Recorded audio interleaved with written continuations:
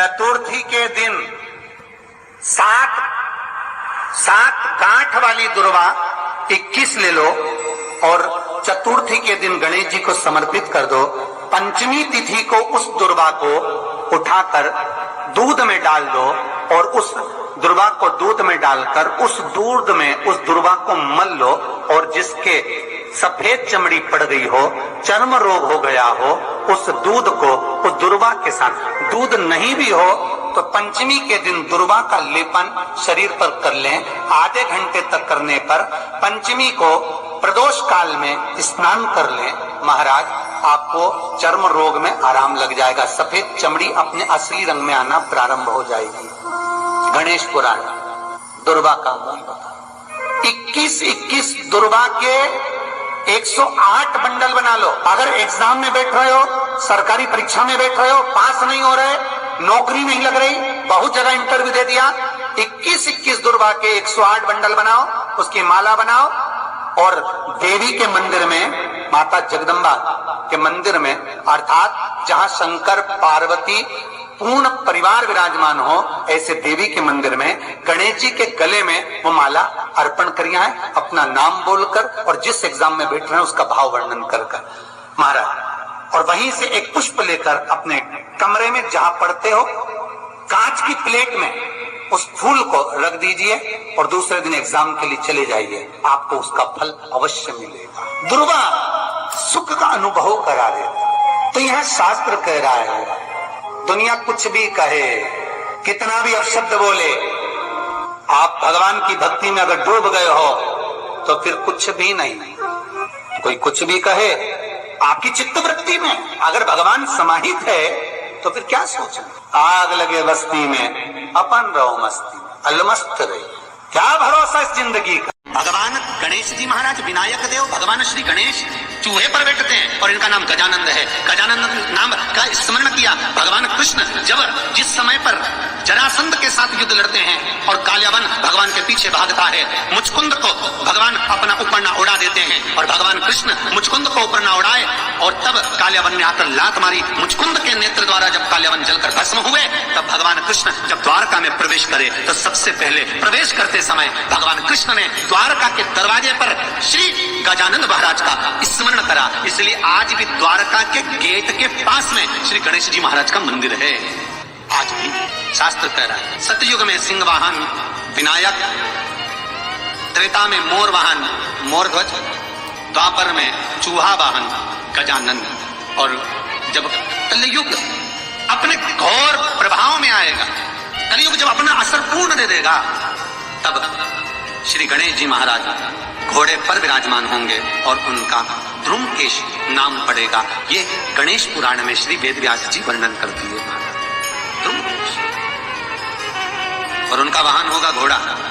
अभी चूहा है, फिर घोड़ा वाहन। जब घोर कलयुग आएगा, हर जगह पर हाहाकार मच जाएगा, मनुष्य की आकृति छोटी होती चली जाएगी, मनुष्य की आकृति बहुत छोटी होती चली जाएगी, तब भगवान श्री गणेश जी महाराज स्वयं ध्रुमकेश होकर घोड़े पर विराजमान हो जाए।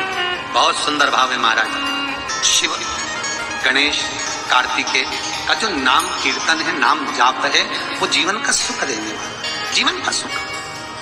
तो प्रश्न करने वाले ने गलत प्रश्न नहीं किया है, बिल्कुल सत्य प्रश्न है। और फिर निवेदन करूंगा, 33 कौटि देवता हमारे सम्मुख में विराजमान है, ये हमारे ऊपर है, हम किसको भजें, हम किसका स्मरण, बस भाव आपका होना। शिव महापुराण की कथा कहती है और गणेश चरित्र पर श्रवण कर रहे हैं, और कल से चतुर्थी लग रही है।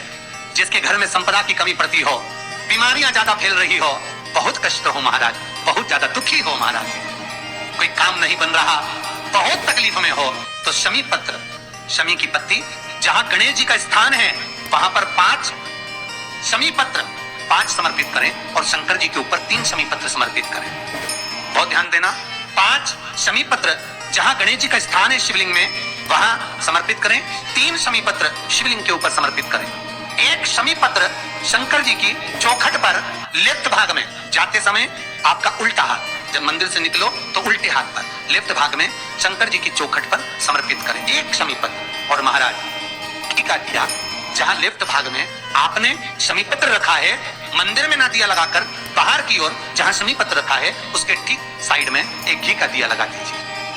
केवल गणेश चतुर्थी से लेकर अनंत चतुर्दशी तक गणेश पुराण कहती है भगवान गणेश जी का मोर ध्वज का मयूर ध्वज गणेश का नाम लेकर जो ये दीप शमी पत्र चढ़ा देता है उसके घर से कभी रिद्धि सिद्धि नहीं जाती, वैभव प्रतिष्ठा नहीं जाती। कर कर देखना अगले साल तक आपका व्यापार कितना चलता है हमको बताना जरूर। करके देखो एक बार, गणेश पुराण का शिव महापुराण का ये प्रसंग करिए, जीवन में उतारिए। चतुर्थी से लेकर अनंत चतुर्दशी तक गणेश जी का मूल स्थान, आपको गणेश जी की मूर्ति पे चढ़ाने का नहीं बोल रहा है। क्यों नहीं बोल रहा है? क्योंकि गणेश जी की आप प्रतिष्ठा करोगे तो वो टेम्परेरी है, 10 दिन के लिए कर दिया फिर वापस विसर्जन कर दिया। पर जहां शंकर मंदिर में बैठ गए, शिवलिंग स्थापित हो गया, वहां ना जाने कितने समय से शंकर की आराधना हो रही है, वहां गणेश जी सदा विराजमान है, सदा आराधना। और देखो ये 10 दिन में अगर आपने शमी पत्र बिल्कुल मन से समर्पित करा है ना, तो मेरा विश्वास कहता है शिव महापुराण का, मेरे बाबा विश्वनाथ की कृपा कहती है, मेरा मन कहता है 10 दिन के अंदर आप शमी चढ़ाएंगे ना तो कुछ ना कुछ अच्छी खबर जरूर मिलेगी, ये पक्का। पर हमें बताना जरूर, व्हाट्सएप पर हो, मैसेज जरूर करना कि क्या फायदा हुआ आपको 10 दिन के अंदर। चतुर्थी के दिन 7 गांठ वाली दुर्वा 21 ले लो और चतुर्थी के दिन गणेश जी को समर्पित कर दो।